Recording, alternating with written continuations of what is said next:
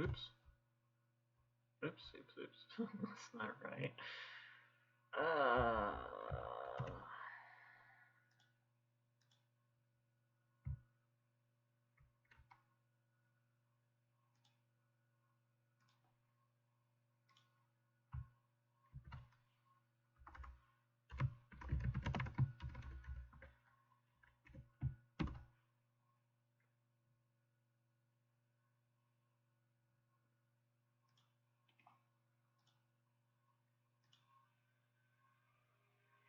Let's see if I can make this work.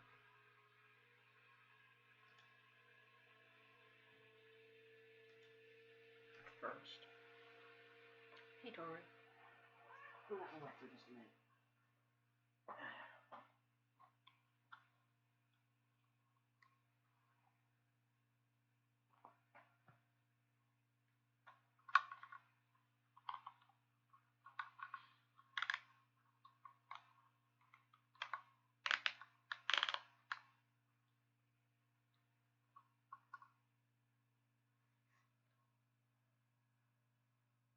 What?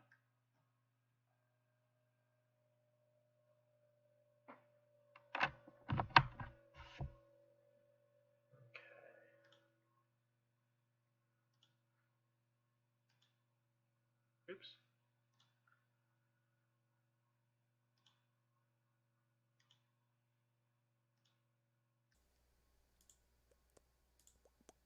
Okay. Properties. Cool. Okay. Let's start with...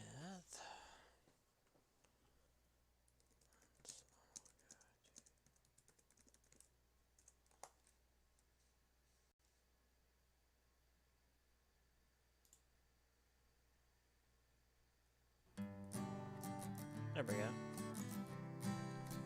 El Carbonia.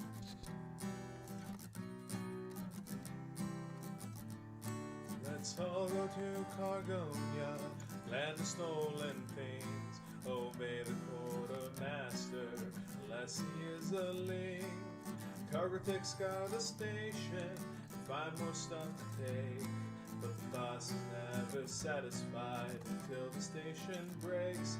Brave miners journey onwards, satchel pick in hand. Checkers tells them not to die, but they burn in lava land.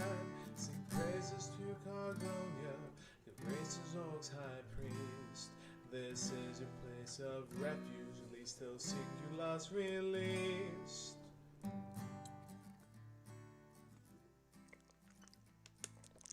El Cargonia.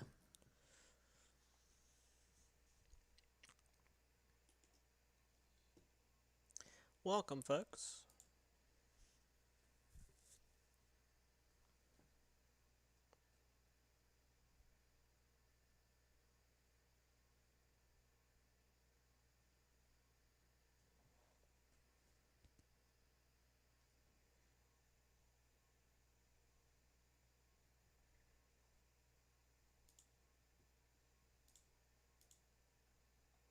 Let's see.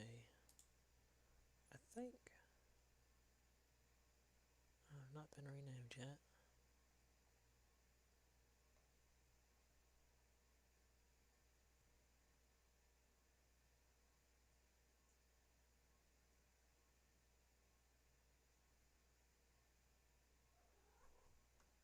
What you want, cat?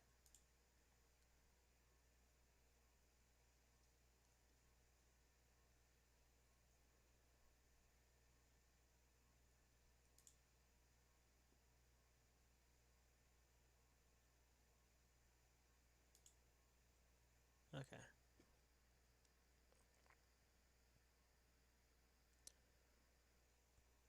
Well, before we get started, oops. Let's see if I can make this the window capture because it's funny. Yes.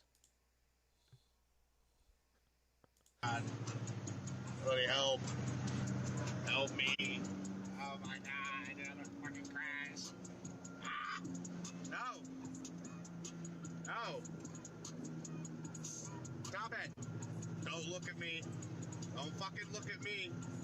Ooh, don't you do it. No, dude.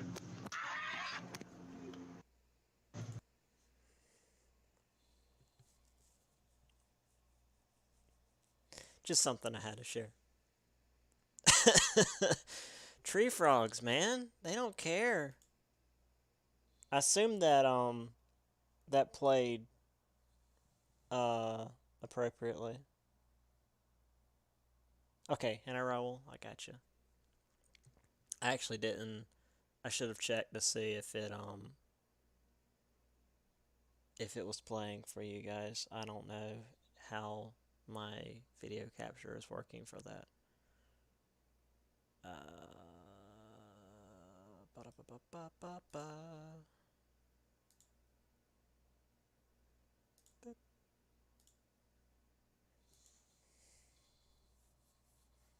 All right.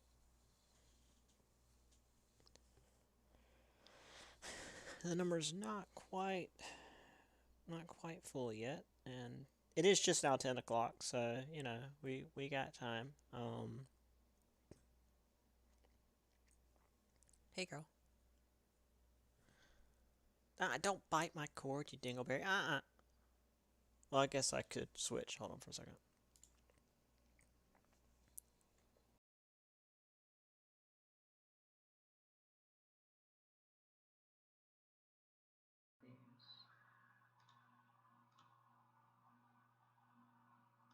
Okay, yeah. I assume the mic on my laptop is okay. I mean, if you prefer, I can use this, but whatever works for you guys.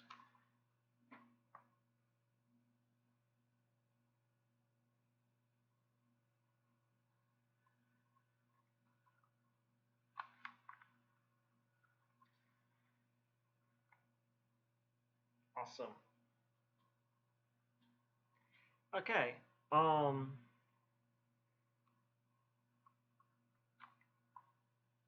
give it a few more minutes. Actually, while everyone's coming in, I'm going to go ahead and send out an email. No, get too hot. Actually, the whole laptop's getting hot. That's what I get. Oh, wait, why am I doing this? I'm really dumb. I keep forgetting to do things that I did last week. Swear to God. Okay, hold on. There, set this here. You go there. Okay.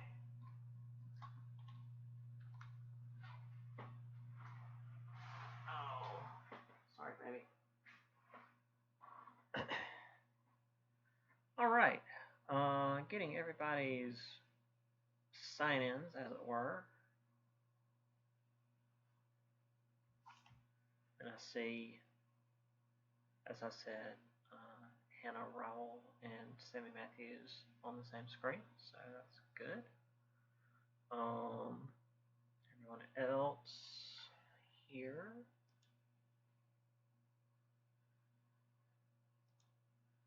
And I've got some stupid movies to watch after class.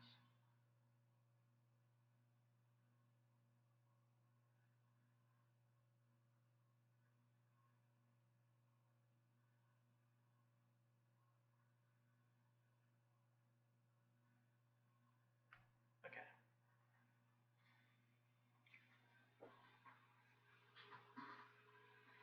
Oh, actually, hold on. Let me.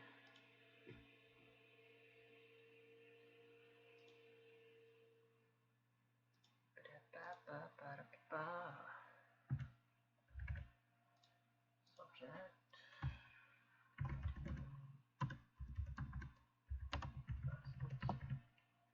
Just to give everybody a minute to get in, but I think we got everybody.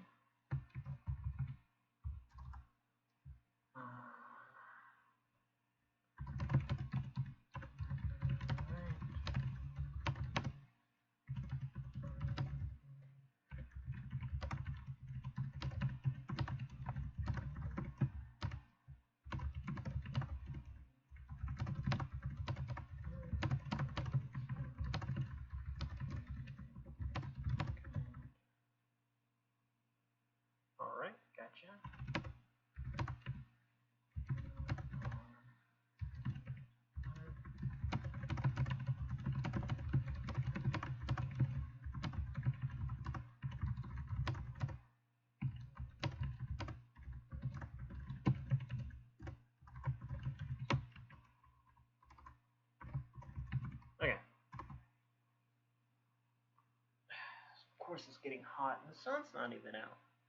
Well, I guess it's sort of out. Okay. Alright, it's got 24, well, 25, 26. Maybe I'm watching it in 2 areas here. Okay. So, unless we've got any questions, I can jump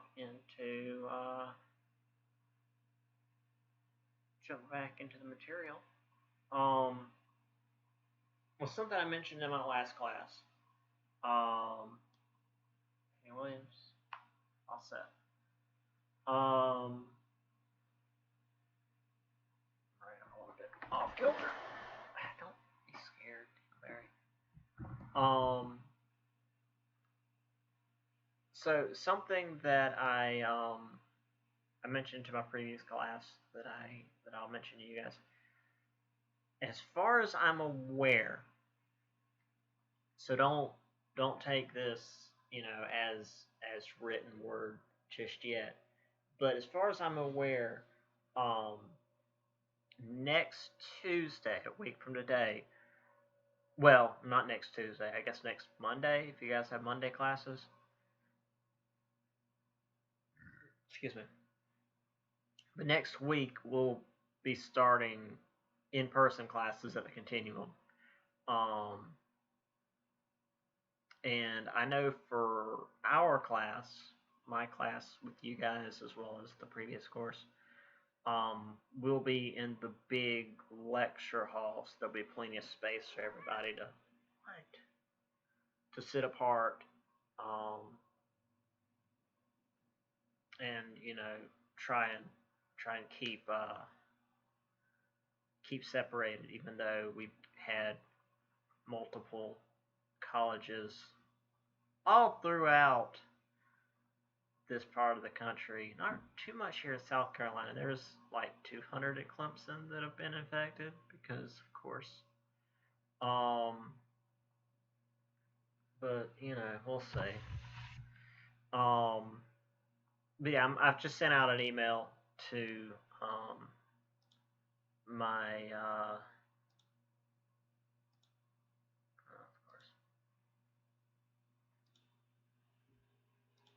to the person that I work through at the campus here, and I'll let you guys know on Thursday if whatever I found out.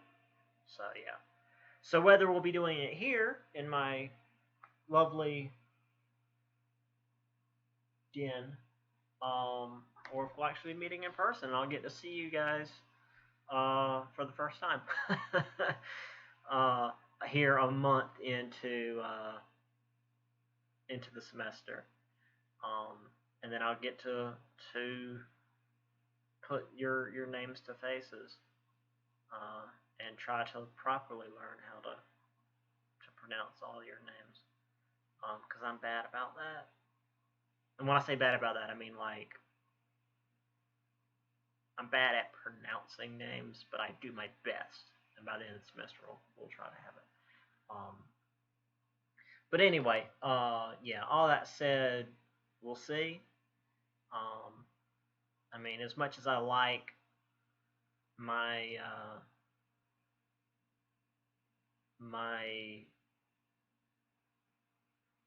travel time to be down the hall and sit down on the couch, I do like doing it in person because I like being able to see you guys respond. And I know it's like, oh, you can just use Zoom. It's like, it's not the same.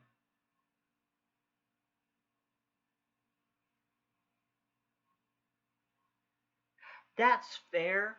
That's totally fair. No, I don't. That's completely legit.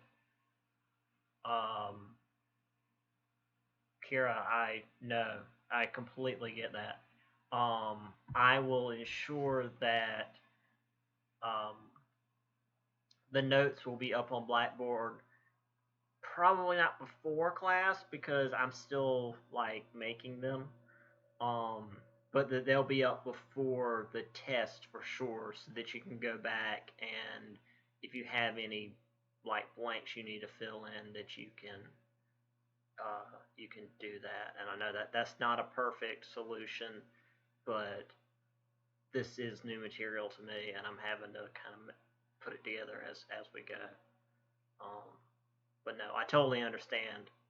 I've had some classes in the past where a pause button would have been great. So no, I totally get it. I understand that.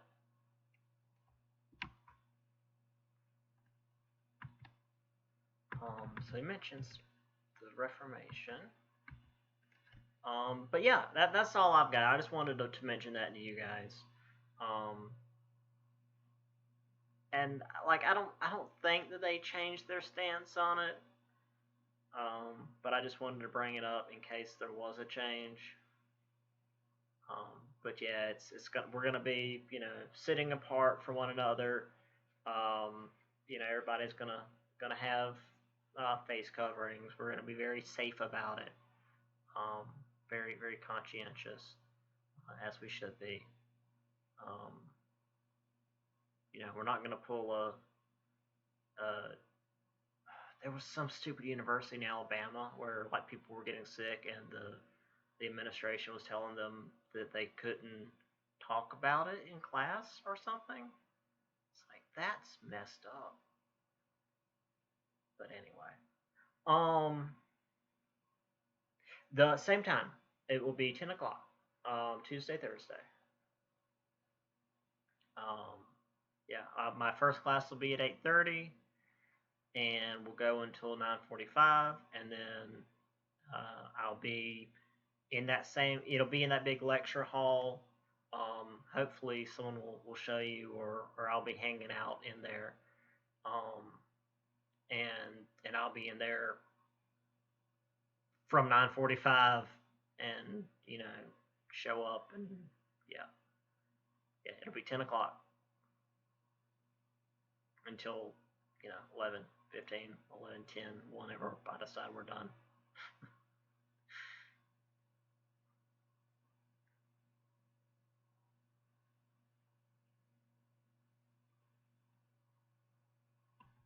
Mentioned all this already.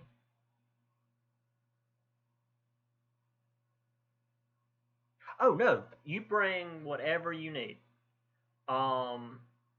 Actually, some students prefer to take notes on their laptops, and that's totally fine. Some professors are against that. I'm pretty sure most of the folks at the Continuum are cool with it. I know I am. But no, if you just want to bring a notebook, cool. I mean, I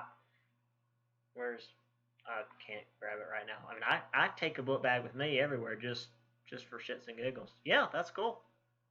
That's fine.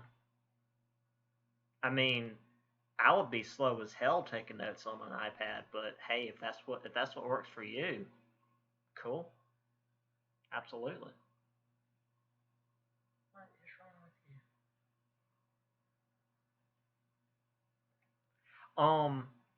Also, if you have like a tape recorder, good God, what is this, 1990s?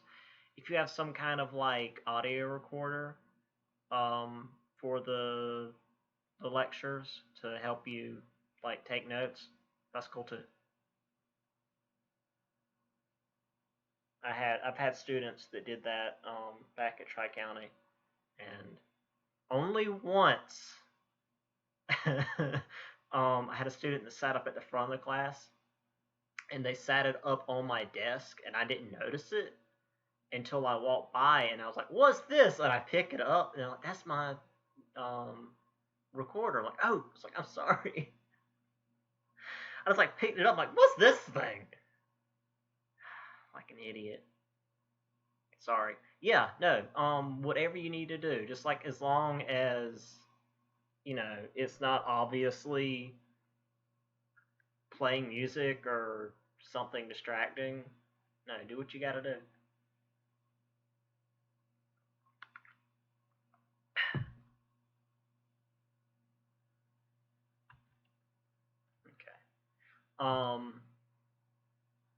This was. I don't think we really touched on this. We'll talk more. This is a map that's going to be a little bit later, because we're going to touch on each of these. Excuse me. But this is 1650. Where's my mouse? So this is a little bit later than what we're looking at here, but this is basically what North America looked like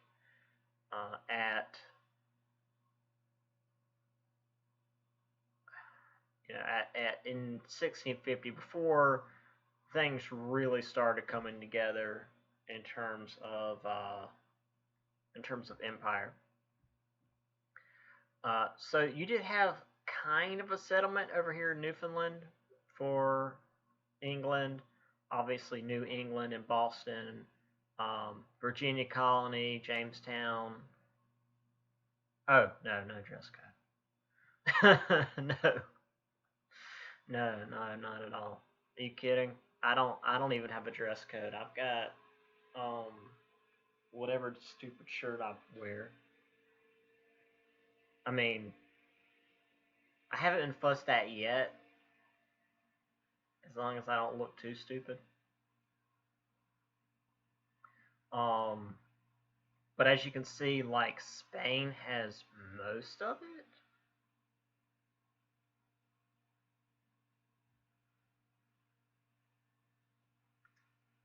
Also, England has a lot of these islands, which we'll talk about later.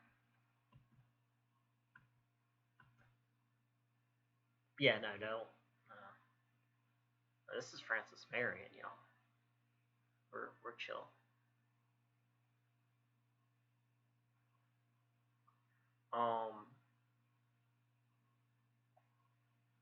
So,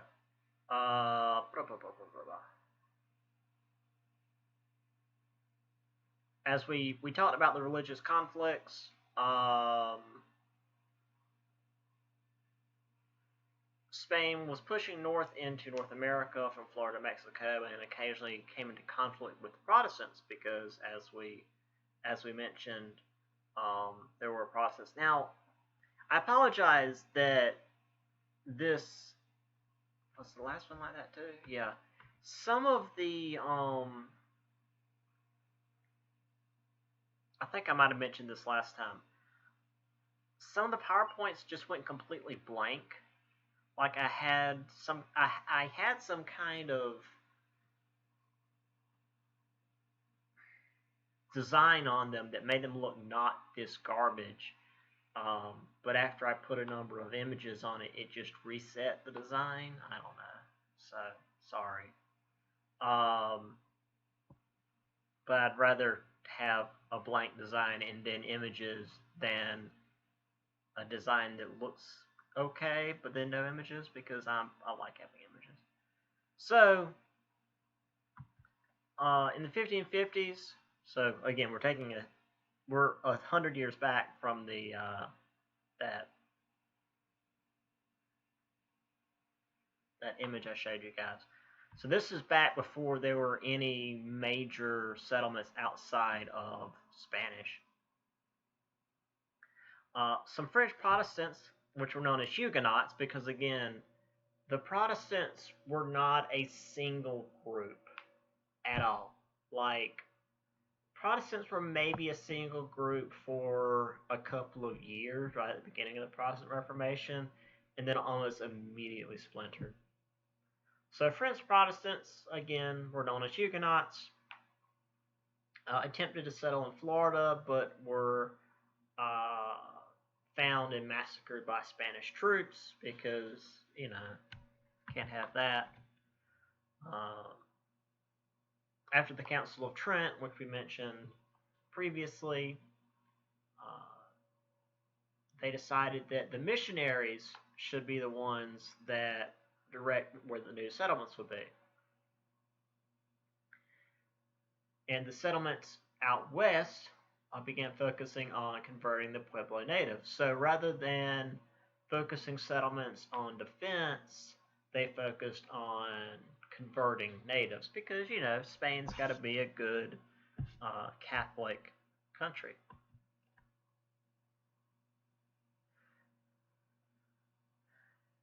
So they did convert some natives, but a number of Franciscans, which are the Catholic friars, I don't think we really get too much into the Franciscans. Do I have a thing on friars?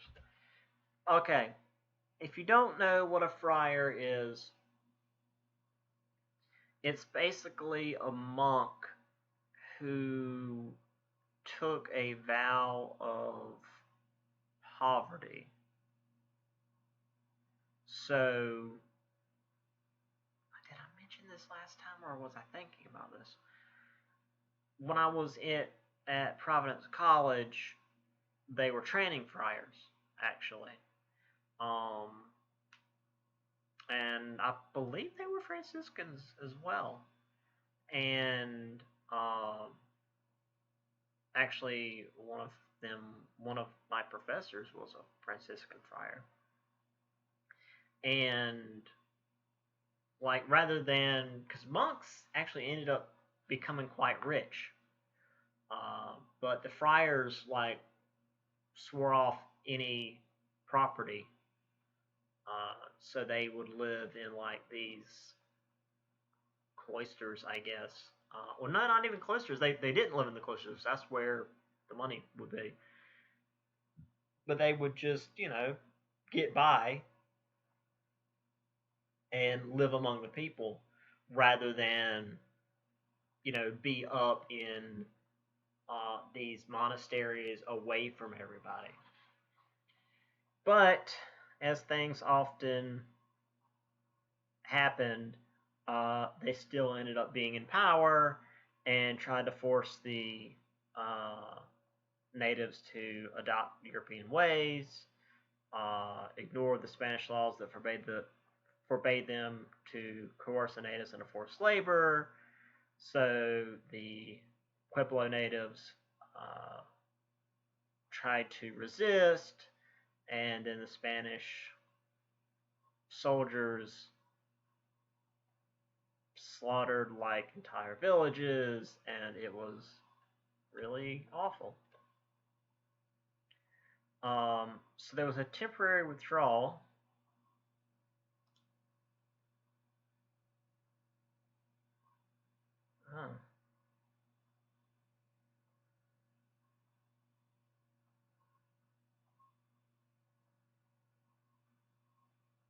That's weird. Hold on.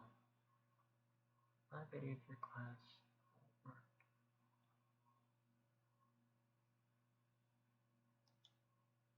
Huh. 1 second.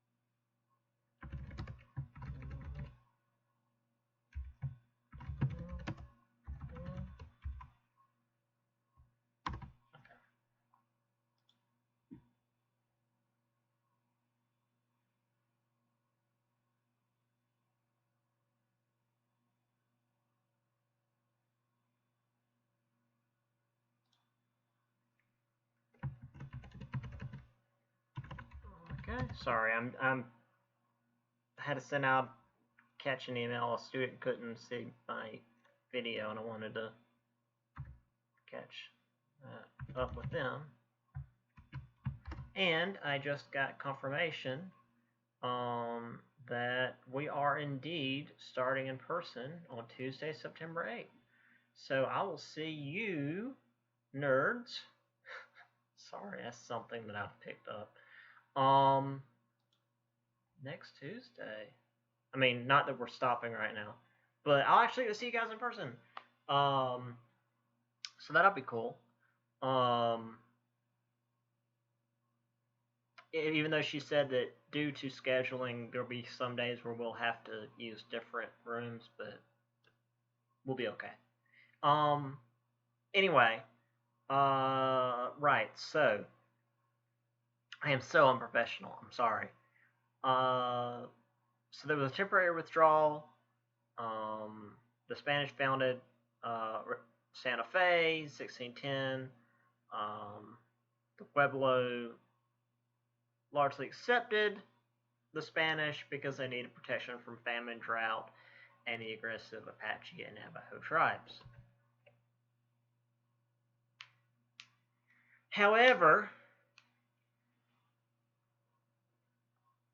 this shifted the Spanish focus to keeping the Pueblo from resisting, from dealing with native raids,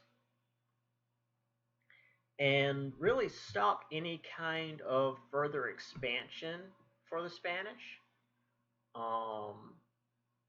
while other European countries were moving ahead and doing their thing.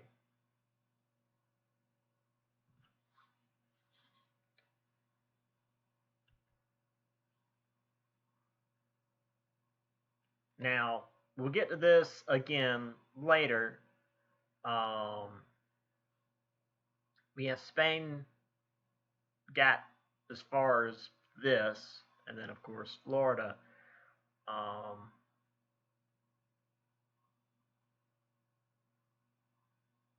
France had, a fair chunk here in Canada and down through Louisiana, while Britain did get a chunk here at the Treaty of Utrecht, 1713. Talk about that a little bit later.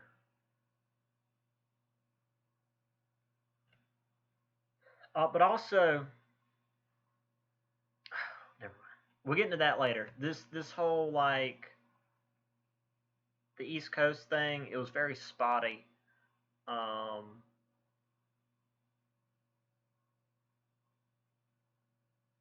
It's we have Virginia and Jamestown.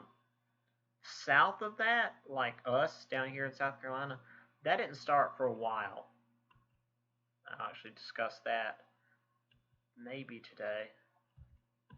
Yes. These are your typical Catholic friars. They're about as salt of the earth as you can get.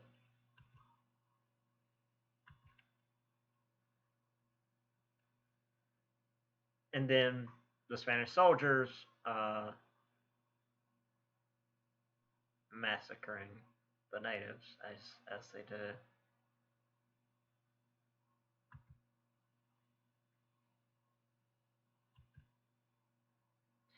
Now this is although I know what it looks like, this is a Catholic procession in Santa Fe in the 1800s, I believe. I don't see any motor vehicles, because they've got what appears to be a picture of the Virgin Mary. So it's a bit newer than, say, the 1600s, but it's a photograph, so it's best I can do.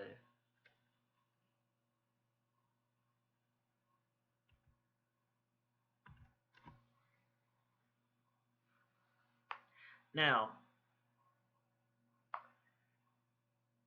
France was also a Catholic country, but as we said, they were still a rival to Spain, and all the issues that the Protestant Reformation caused were largely beneficial to France because it hurt Spain. Now, the 30 Years' War, which, again, this book doesn't get into, and that's fair, I suppose, but it really beat the crap out of Europe, and I feel like it should have gotten at least a mention. I mean, it hurt Europe a lot, and at least prevented a Catholic Protestant war in North America because they didn't want to do that again. But here we are. There's a bit of particular trouble that helped France. Ironically, trouble caused by England. So, Queen Elizabeth I was working with the Netherlands. Now, that's something else that I could probably talk about for half a semester, is England and the Netherlands working against Spain. The Netherlands was in a weird position in that they were initially part of Spain, but due to the Protestant Reformation, they broke away, but Spain wanted them back, and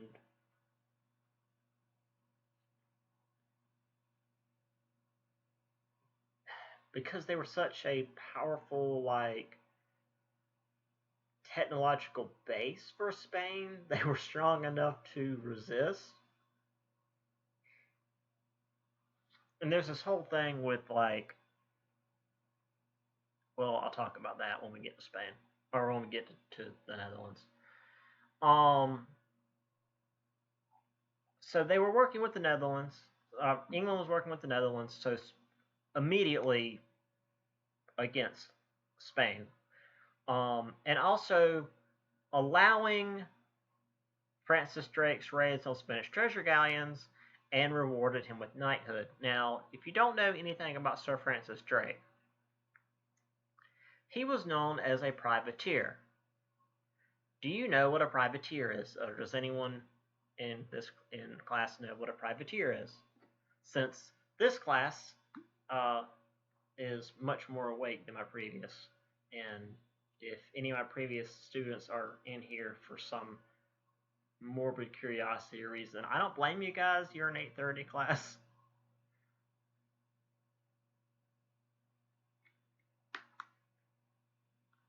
Bingo.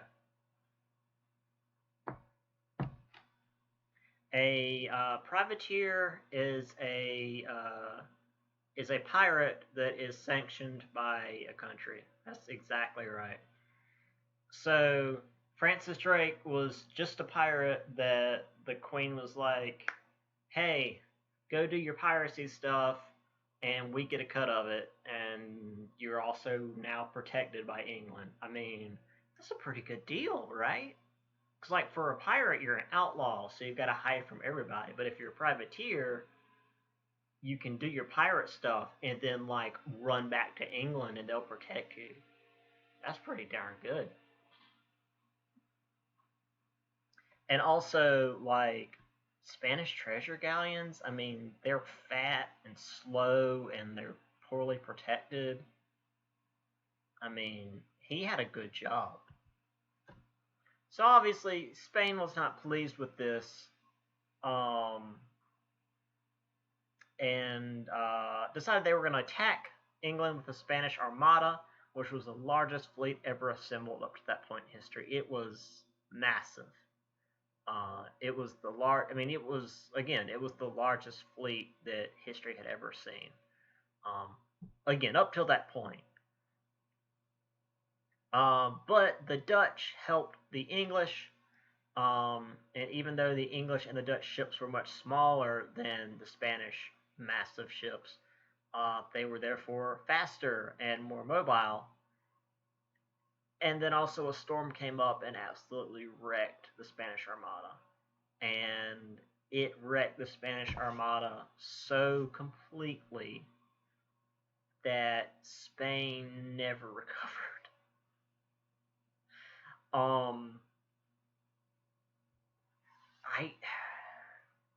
We never really talk about Spain on the world stage again. Like, not by itself. We never talk about Spain as a world power again. It's like Spain gets involved as a periphery nation. Like, oh, there's the War of Spanish Succession because Spain might be allying with this other nation, but it's never Spain's doing its own thing.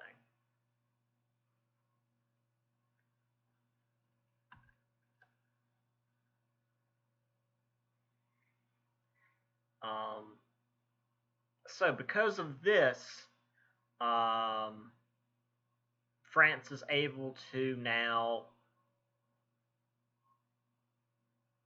So despite everything we've just said, this is actually focusing on France because now that Spain is out of the picture, basically, I mean, Spain still has all of its empire, but it now no longer controls the ocean.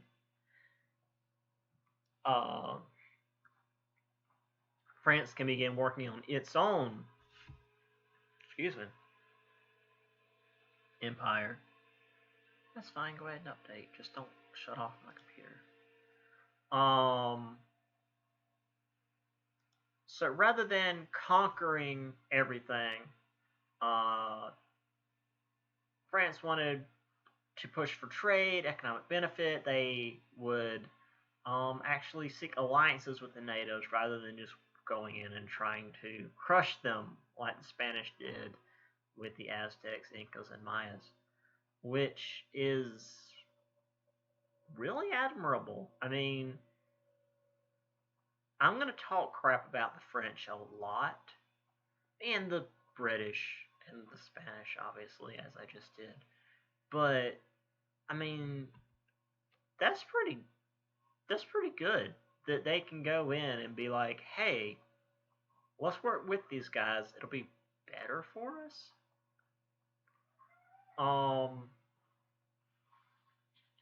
Now, granted, this was due to, pragmatism. There was a demand for furs in Europe and the supply that was found in North America.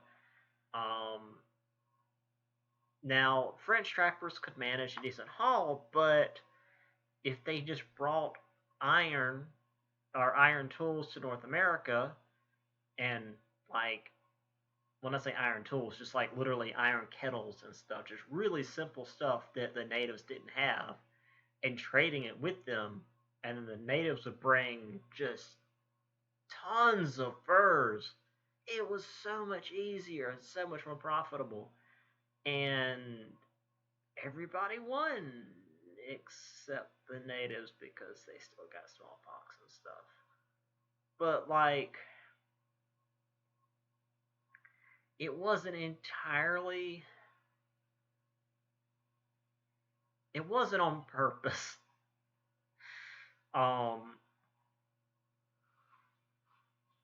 This wasn't, Hernando Cortez. So there's Sir Francis Drake being knighted by Elizabeth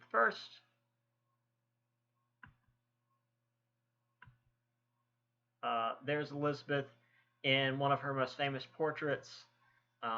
There you have the Spanish Armada preparing to attack, and here you have what happened to it.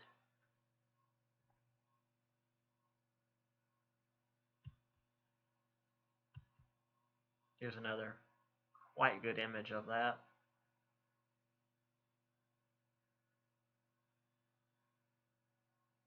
These paintings always show like the British fleet, in perfect shape, and then the Spanish fleet just being ripped to shreds.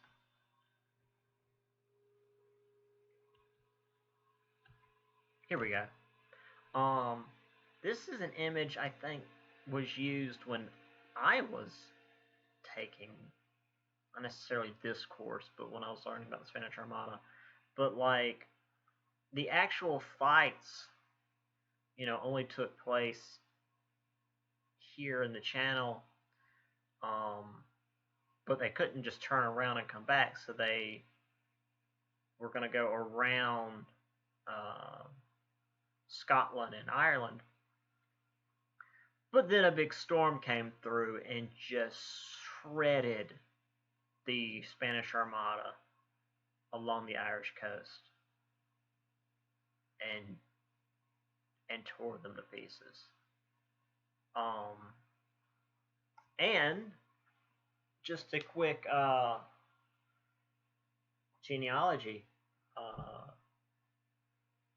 fact for you. This is actually where you get a number of people, actually a large group of people in Ireland, who have dark hair and darker eyes. They're actually descended from the sailors who were shipwrecked on the Irish coast, and just decided, I'll just stay in Ireland and settle down. And those Iberian genes are strong. They're known as the Black Irish because they're not very super fair skinned and red hair and blue eyes and all that, or green eyes, whatever the stereotypical Irish eye color is. I don't know if that's a specific thing, but if you've got brown hair, you're called the Black Irish. I'm half German, so I don't know where my hair color comes from. But that's a thing, by the way. Besides, Ireland is heavily Catholic too, so I don't think they had too much concern with that. And the Catholic, bleh, the Irish also hated the English, so it's like the Spanish soldier or the Spanish sailors, shipwreck, like, oh, we're getting away from the English. Like, yeah, we'll help you. Don't you worry about that. So here's the French in North America. Granted, they're always gonna be packing, but they're also not going and shooting. Which, like I said, it's admirable, and there's gonna be a lot of not great stuff in this semester, but it's nice that we have a little bit of good here, at least some good intention. Again, trading these relatively simple tools. Mirrors, cloth. I don't know what this is supposed to be. It looks like pearls, but I doubt they would actually trade pearls for furs. So I'm not sure what that is. But trading relatively simple stuff for furs because that was highly valued in Europe.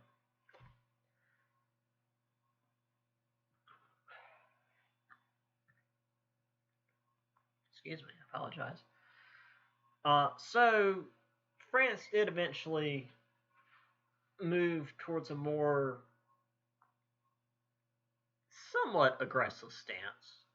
Again, not necessarily genocide, Spain. But Henry IV wanted to more directly profit. Edict of Nantes, not whatever. Ended the religious wars against the Huguenots so they could fully focus on colonization. Samuel de Champlain founded the first permanent French settlement at Quebec, 1608. Now, I think I mentioned that last chapter that they tried to settle Quebec, but then they abandoned it. And again, if you try to settle it and then you abandon it, it doesn't count. So, 1608 is when Quebec was officially founded. And also, this is much more aggressive, but also like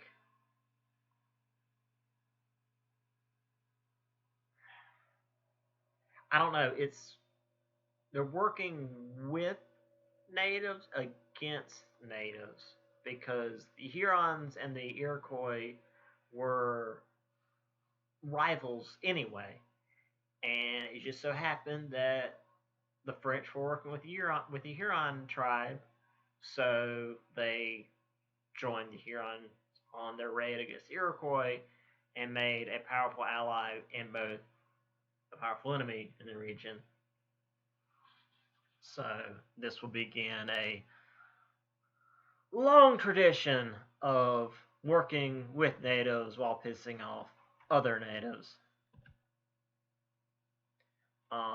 However, even with Quebec, it was a very sparse population. There wasn't a lot of incentive for heading over to North America. And actually, a lot of people weren't even allowed to head over. And if you were, a Huguenot, you definitely weren't allowed to head over. So it's mostly fishermen, fur traders, and Catholic missionaries. I was actually going to put in soldiers in here, but that's not even hardly mentioned in the book. Where's the book? Where did I put? Oh.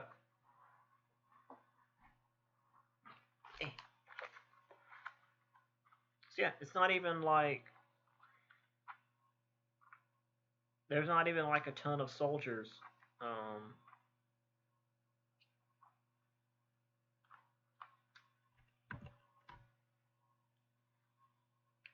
The main contact, though, were actually the fur traders. They learned the culture and languages of the tribes. They'd often intermarry into the tribes. And while the Jesuit missionaries weren't usually really happy with that, they kind of had to allow it because it made working with the natives much, much easier.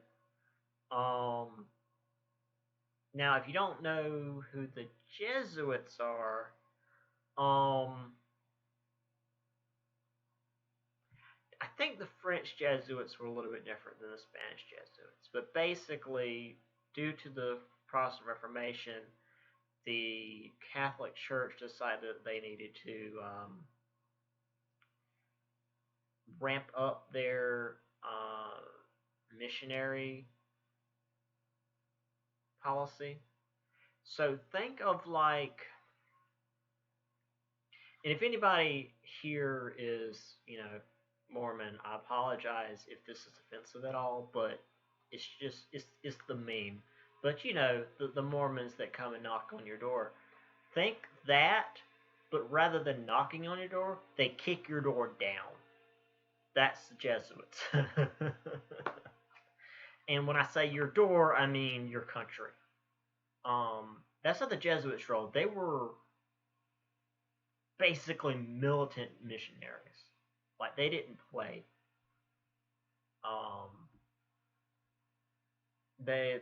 The Jesuits were tough. So when the book is like, so the Jesuits weren't really happy about it, but whatever.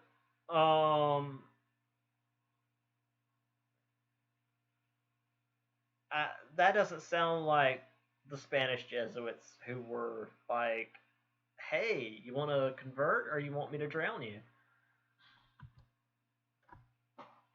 So they founded Montreal in 1643. But the French appetite for furs was so intense that their native allies actually completely wiped out beavers in this region.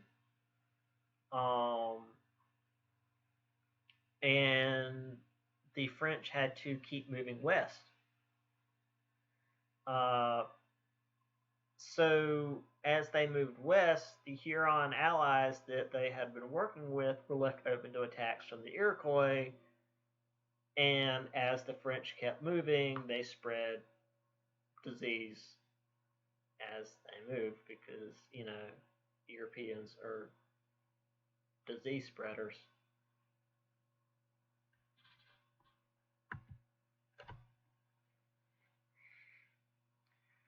1681, again,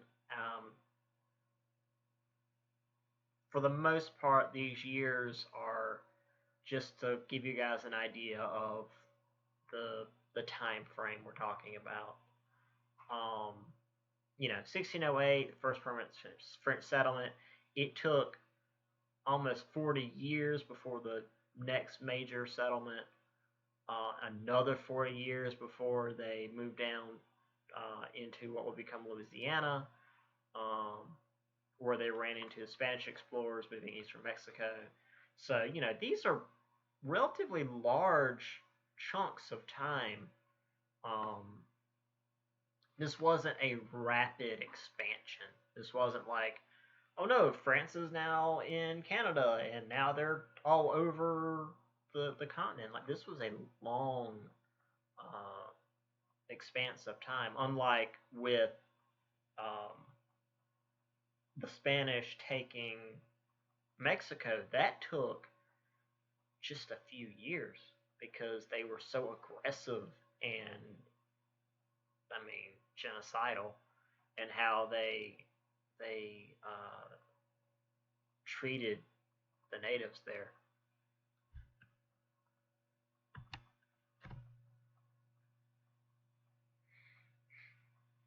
Yeah, so as I said several times, the expansion of New France was much less devastating to the natives in the short run, because, again, they didn't just come in and start genociding them.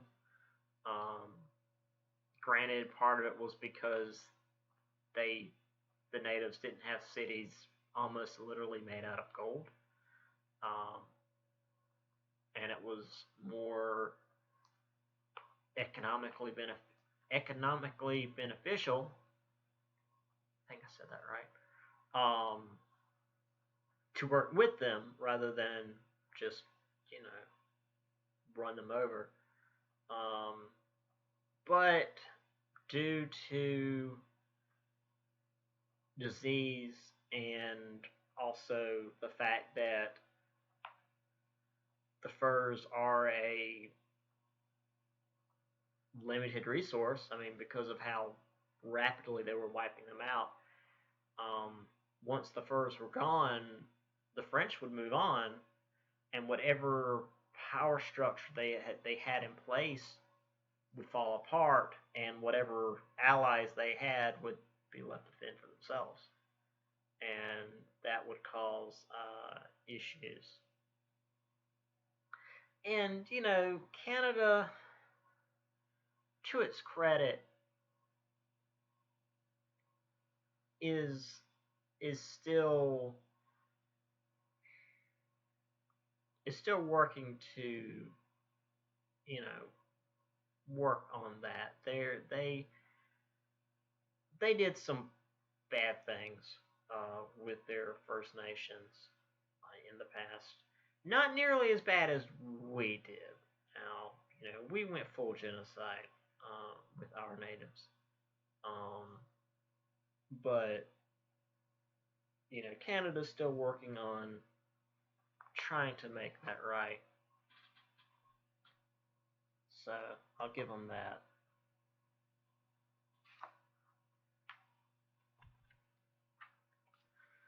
So here we have the Edict of Nantes, not whatever, French. Samuel de Champlain and is exploring.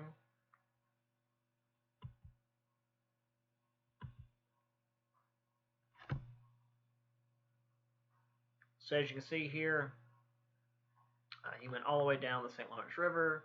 It shows you where Quebec was founded. I mean, all the way along down to Lake Huron, Lake Ontario, Lake Champlain, obviously.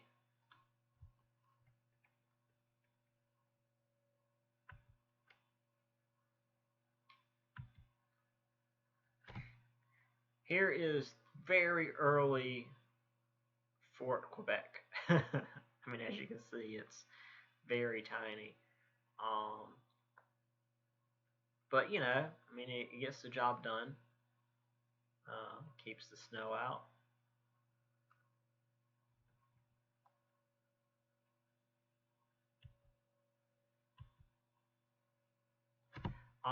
This is an image I kept coming across.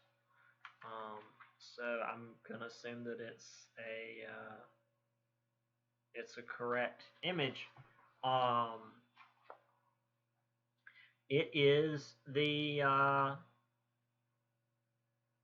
it says they're merrymaking down at the bottom. It's the French fur traders and the Native Americans, you know, hanging out. Or maybe even perhaps there in the middle is a couple that's married despite being from entirely different cultures. I mean, can you imagine how a violin, or I guess in this case it might be a fiddle, would sound to a Native American who might, you know, not be used to something quite like that? Meanwhile, you know, the Frenchman's getting this really nice tobacco that the natives have introduced them to. There are some more fur traders, again working with the natives. And as you can see, like, their garb is very nearly like the natives anyway.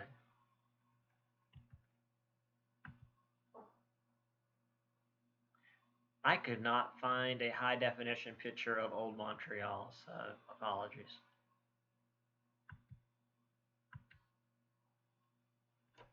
And then here we have the journey down the Mississippi and eventually to Louisiana. And then Fort St. Louis, where apparently LaSalle was killed, but that's not super important for us. Excuse me. All right, let's discuss the Dutch, because that's also important. Because they were also there. Now, they weren't there for a super long time, but their influence is still important, because despite their small size, they're quite powerful. So as I mentioned, the Netherlands had embraced the Protestant Reformation, in particular Calvinism, and as we mentioned before, Calvinism had this idea of predestination, where God decided whether you were going to heaven or hell at the beginning of time, and, you know, you figure it out after you died. They declared independence from Spain in 1581, and by the 1600s, Netherlands was a haven for Protestantism and a trading hub of Europe. They had the Dutch East India Company over in India. Actually, let me see real quick.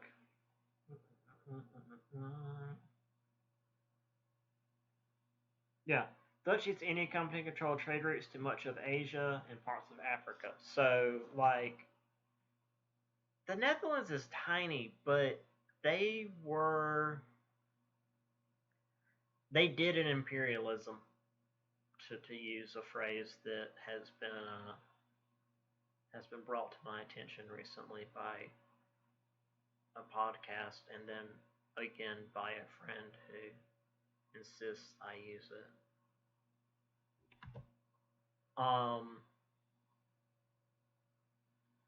So, 1609, the Dutch established a trading center on the Hudson River in present-day New York.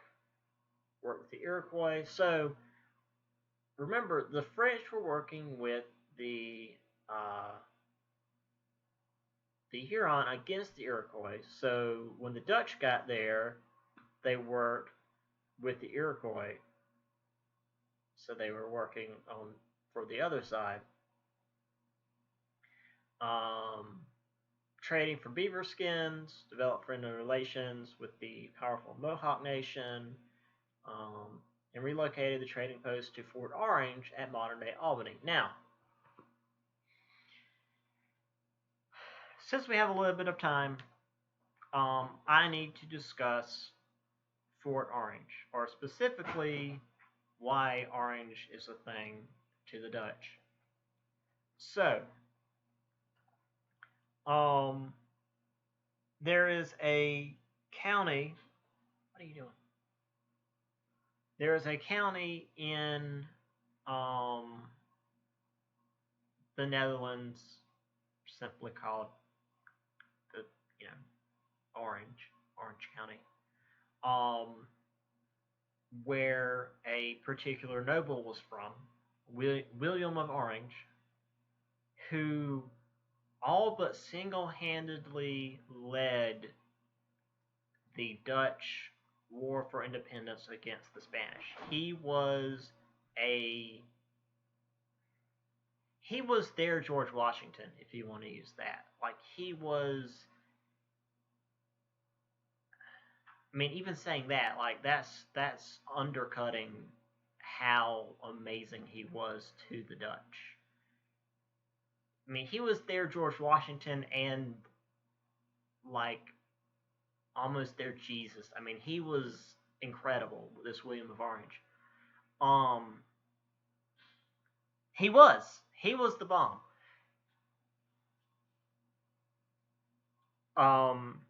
And to move ahead a little bit, some stuff happened in England,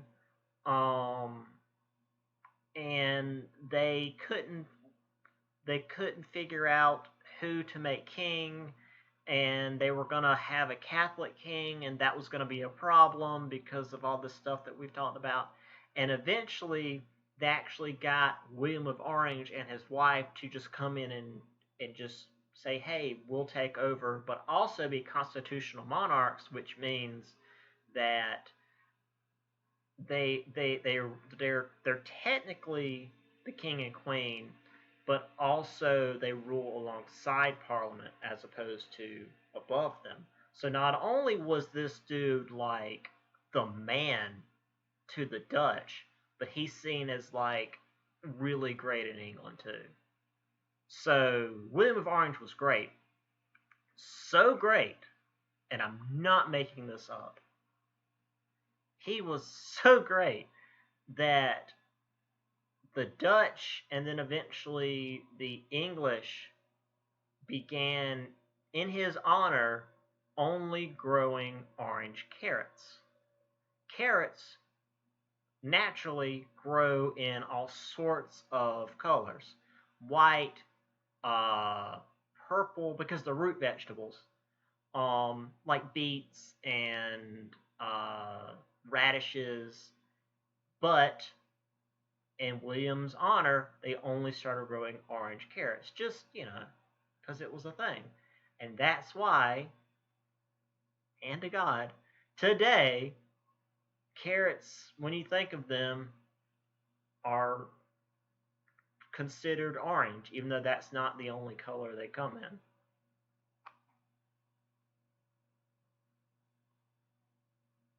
There you go. William of Orange from the Netherlands in the 1600s is why carrots today are orange. Bears eat everything. I have a story about bears too, but we'll do that next time.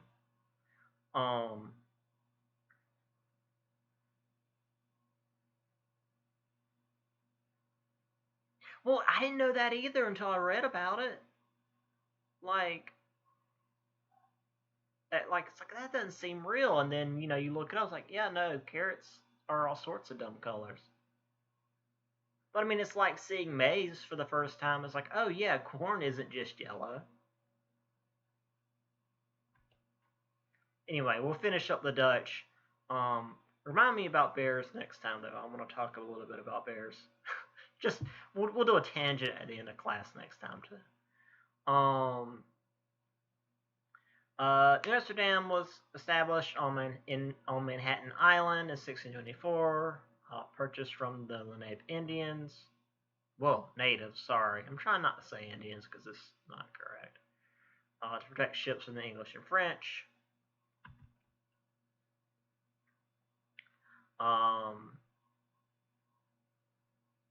This larger colony of New Netherland, I don't know why it's not called New Netherlands. I don't know. Was based on religious tolerance. Not just Calvinism, but religious toleration in general. There was a lot of tension between the Dutch and the natives. They carved into Algonquin land to allow their cows and pigs to roam. So in return, the natives killed and ate the Dutch livestock. But I mean, it's beef and pork, so you can't blame the natives on that. It's like, hey, you let your cows and pigs into our garden. I mean, that's delivery. We don't have to go out and hunt now. You send your fat pig and your fat cow into our garden. They ate our stuff, but now we got... Yeah, thanks. This led to 2 decades of sporadic warfare until the Algonquins were eventually defeated.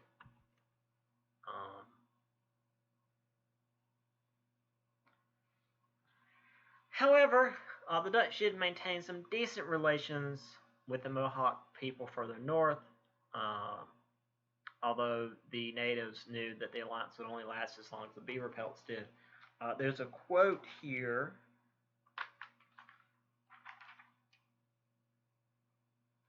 The Dutch say we are brothers and that we are joined together with chains, but that lasts only so long as we have beavers. Because, yeah, they knew that the Dutch were there for beaver pelts, and as soon as the pelts went away, they wouldn't really be interested in maintaining that alliance. But by 1664, after these 2 decades of war and atrocities by the Dutch and by the natives, reports of atrocities by the natives, there was actually such strong public opinion against colonization that immigration to the New Netherlands had dropped off substantially. So the English sent a convoy to get rid of the Dutch, and the Dutch were like, you know what? Screw it, you can have it. We don't care.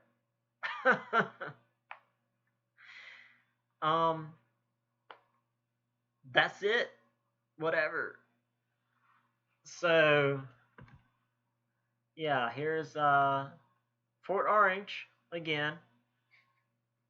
I have to bring up. I had to bring up William of Orange. He's just one of those dudes that you have to talk about.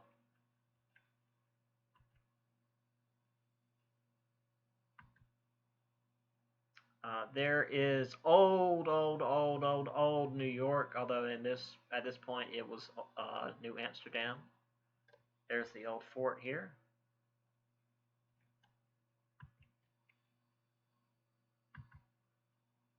And then the wars against the Algonquin people.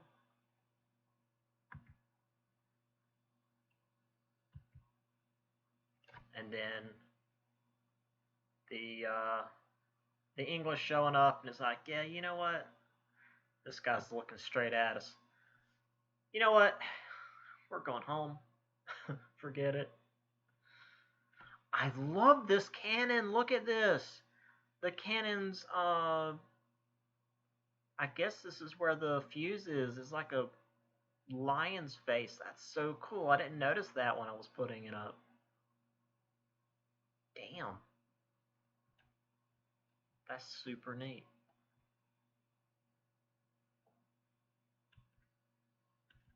Yeah. So, yeah, that's Spanish, French, and Dutch. Basically, the rest of this chapter is the English doing their thing. And rather than just like briefly mention Jamestown, we'll save that for next time. So I do have a little bit more notes I need to put in for the Puritans and whatnot, but there's some wild stuff that the English got up to that we need to discuss next time. We had ourselves a rebellion really early on. So yeah, like I said, I got a confirmation that we are going to be starting in person on Tuesday, September 8th. Well, I mean, at least I am. I have been told we'll be getting something later this week with information on the start. So, keep an eye out for that in your Francis Marion emails. Excuse me. Yes, 10 to 11:15. It should be in the big lecture hall at the far end of the I can't use words today. At the far end of the building. But we'll figure it out. As usual, as I've said, especially the first week or so while we're figuring it out, don't worry if you show up a couple minutes late because, like I said, we're figuring it out. But yes, 10 o'clock for this class. It's 8:30 from our previous, but I'll let them know. Hopefully I'll have something a little more concrete on Thursday. Again, though, just keep an eye on your emails. You should get something much more official than me telling you guys, but I don't know. I just like telling you guys verbally. I just feel like that's a bit more personal. But yeah, that's all I've got. I'm going to lay down for a little bit. I've had like 4 hours of sleep like I usually do because I'm an idiot.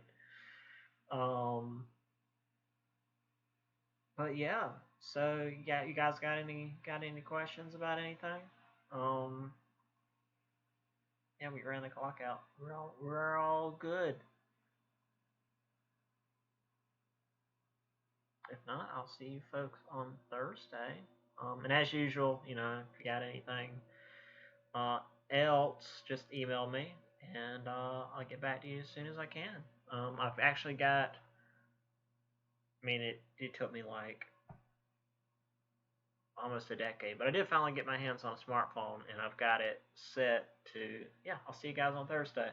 I've got my email comes through to my phone, so if my computer isn't actually up, it'll go to my phone, so I get your emails like right away. My email for my last the last school I taught at didn't come through Outlook. It was like a separate thing, so I had to be logged in, but it also would log you out after like a few minutes of inactivity, so it was completely screwed up. Point being, I'll get your emails if you send them to me. So, okay. Catch you guys later. Have a good. Where's my thing? Yeah. Have a good day. Yeah. See you guys on Thursday. Be safe. Bye.